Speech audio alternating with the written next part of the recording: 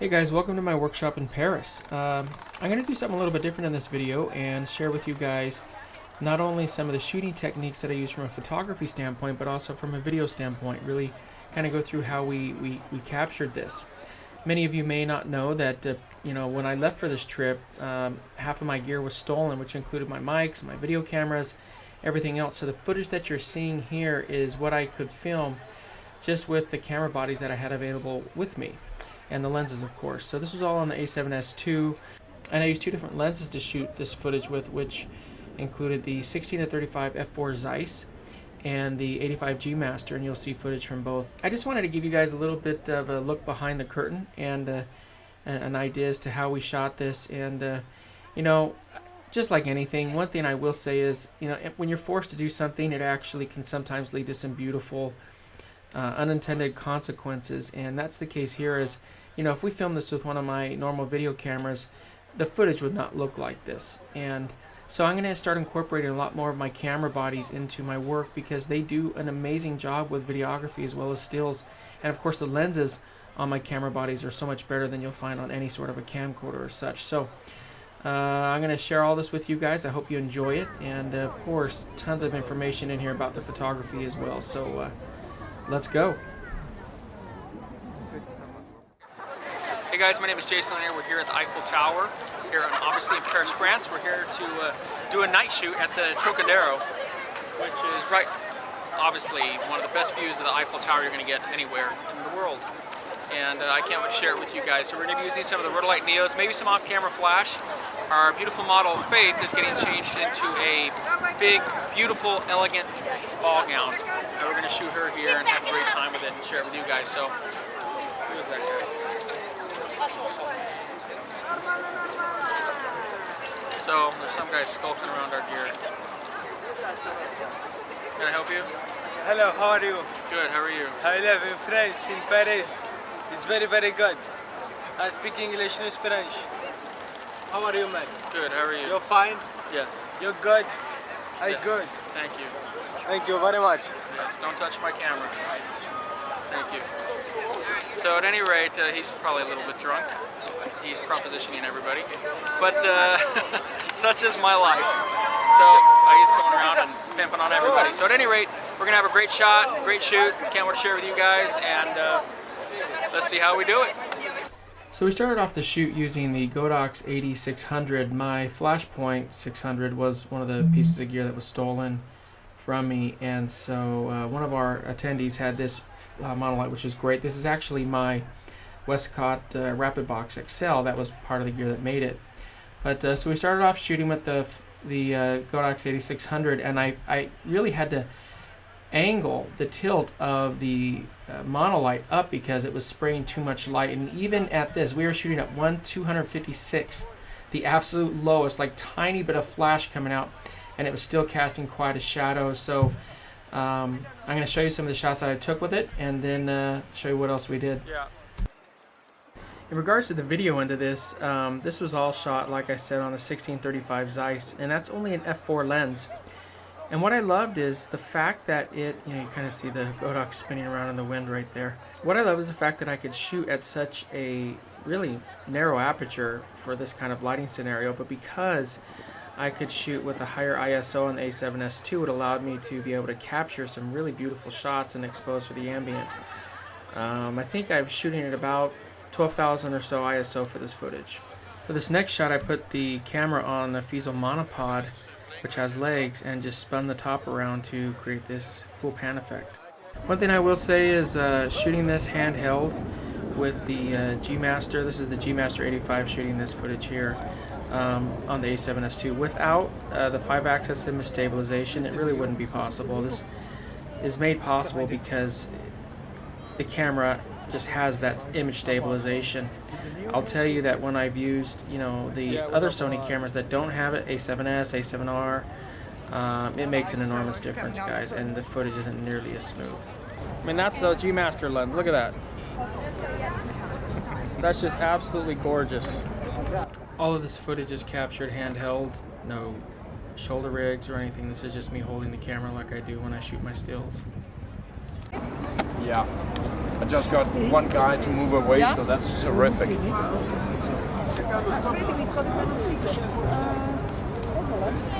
Turn it way down.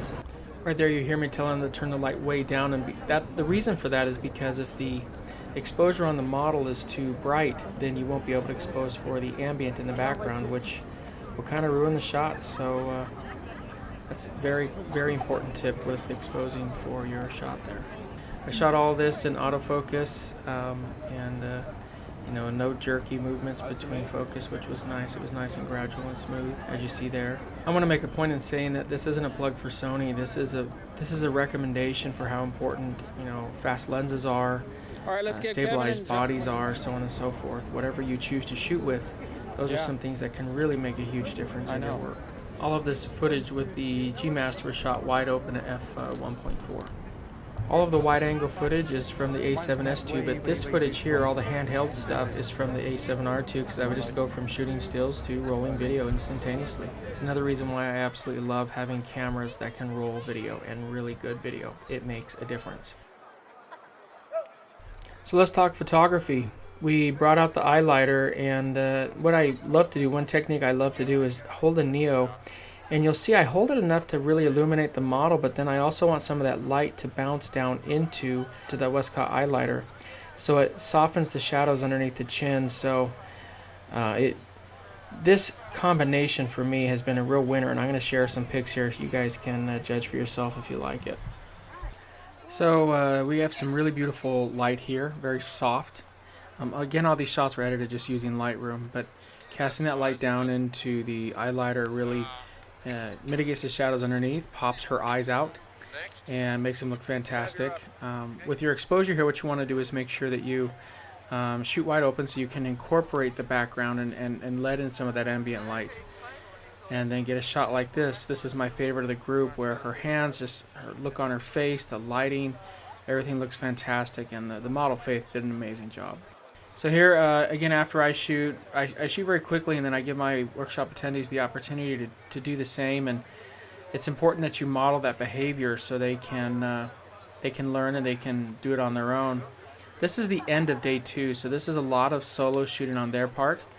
And you know, I really encourage them to communicate with the model. Like you see, my workshop attendee Kevin there is making her laugh, and you know, you want to be able to teach them how to communicate, how to light.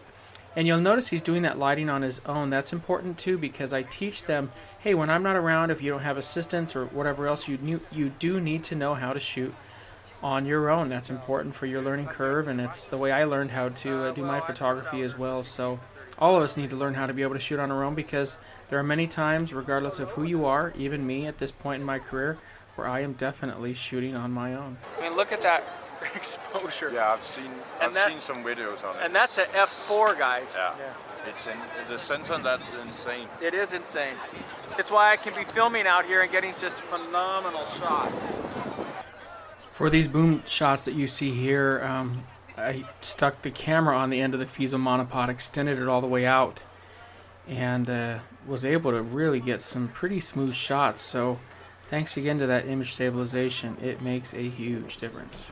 I think the toughest thing with doing a shoot in a very popular place like this is just dealing with all the people, and all the people who photobomb and getting your shots, and getting a permit in a place like this would be near impossible and would cost a fortune. So you just have to be patient. You just have to be mindful of your fellow visitors, that you're not allowed just to suck up all the space, and do the best you can. But I'm not gonna lie, it was a little frustrating. There's so many times that people stood right behind her, and I just wanted to get a great shot, but you have to be mindful you're not the only one there. I need you to one step back. Yeah, because you're playing the light, so face forward again. Yeah, that's perfect. Working with a little bit of rack focus here in between my workshop attendees and back over to the model. And this is one area where having a touch screen as a videographer would be something that'd be awesome. You do a lot more holding focus. So I put the 35 back onto the camera, decided to do some wide angle work, so I'm going to share some shots with you guys here. And in regards to the lighting, this was lit by the single Rotolight Neos that's just set up on the tripod there. From a composition and tone standpoint, I love putting her underneath the Eiffel Tower here. And you know, when I had the outfits to choose from, I chose the blue dress because I wanted it to match that beam of light emanating from the top of the Eiffel Tower, and I think they turned out great. One thing I'll add as well is that regardless of what camera system you shoot, even back to my Nikon days, shooting with LED lighting makes it exponentially easier to shoot at night to gain focus and set up composition. So no matter what LED system you use or what camera system you use, I use Rotolight, but no matter what you guys use, it's a huge benefit to your work. Ice to me. So the last thing we did was set up 2 lights. We set up one for a backlight rim light, and we set up our front light. So that front light should always be off center, so you don't have incredibly flat lighting, and a little bit of shadow and some contrast in your shots. And then what you want to make sure that to do is have that your model block that backlight. So as you see her arms and stuff move, like right there, it should be blocking that light from the photographer. That way it doesn't put lens flare into the camera.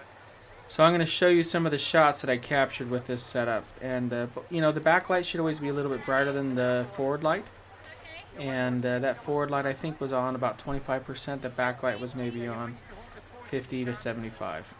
So here's some of the shots. You guys can see what we did with that backlight, and it really separates your subject, makes them pop out of the image, which looks just fantastic. And of course it wasn't hard with face. She's just beautiful. It also can paint some really nice light behind, put a back shadow there. I love this one as the light came down and spotlighted right on her. And there you get an idea of that backlight kind of doing a dramatic contrast behind her to make it look great. So this was a great shoot, great workshop, so grateful to everyone who came. And if you guys would like to join me at a workshop, go to jasonlanier.com/register. If you don't see one in your area, get a group together, guys, and I'll come out and visit you. I really will. That's how I started my workshops, and it's what I do to this day. So thanks so much for joining me on this shoot. So we had a great time here. I'm sorry about the Titanic pan float music in the background, but I hope you guys enjoyed it. Until next time, keep shooting, never give up on your dreams. Find the right gear that works for you, and remember, you only have one chance to get it right. I'll talk to you later. Bye. You guys still here? Hello? Talking to you. Hey guys, if you want to learn online with me, go to patreon.com/JasonLanierPhotography, and you will be able to continue this craziness online from anywhere on planet Earth with me. If you want to join me live, go to jasonlanier.com/workshops, and you'll get to see me in my full glory live and in person, guys. I think there's a smudge on there. Is that it? Yeah, I got it. Talk to you later, guys. Bye.